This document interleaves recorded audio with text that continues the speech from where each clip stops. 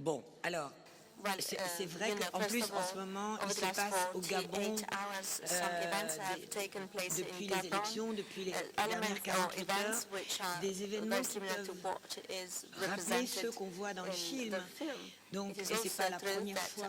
C'est sûr que je suis influencée aussi par l'actualité. Je pense que d'être française joue un rôle pour moi. Je ne peux pas me sentir totalement distante de l'histoire de la France coloniale. Mais comme le disait Isabelle il y a quelques instants, la genèse du film, l'origine du film, la source du film, c'est une demande, ou plutôt un repas avec Isabelle qui avait très envie, qui aime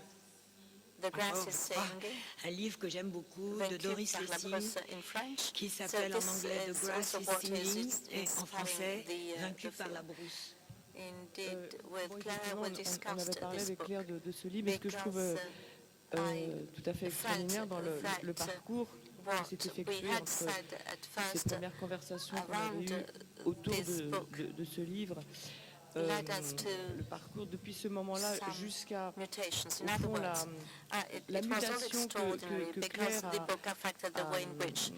a imaginée sur ce personnage. C'est-à-dire que c'est vrai que dans les années 20 ou 30, au moment où se passe le livre de Doris Lessing, on a une héroïne, on a une victime en fait, d'une certaine manière. On a une héroïne qui est du côté des conquérants, mais qui est victime de sa vie, qui est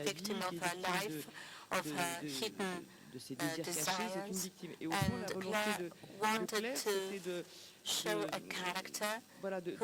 de proposer un personnage qui effectivement prenait sa source dans cette problématique, dans cette chose irréductible qui se passe dans ces pays-là, mais de l'amener vers une maîtrise, une volonté de maîtrise plus grande des événements. Moi, j'ai quand même le sentiment, qu'elle veut désespérément rester sur cette terre. C'est là qu'elle a été élevée, c'est là qu'elle a travaillé, c'est là qu'elle a eu un enfant. Et effectivement, oui, à un moment donné, elle était à côté de la plaque. Elle était à côté de la plaque dans le sens qu'elle ne voit pas elle voit pas la réalité et elle court à la catastrophe.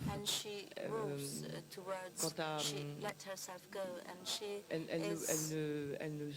elle ne mesure pas l'étendue du désastre, elle ne comprend pas qu'à ce moment-là, bien sûr qu'il faudrait qu'elle parte.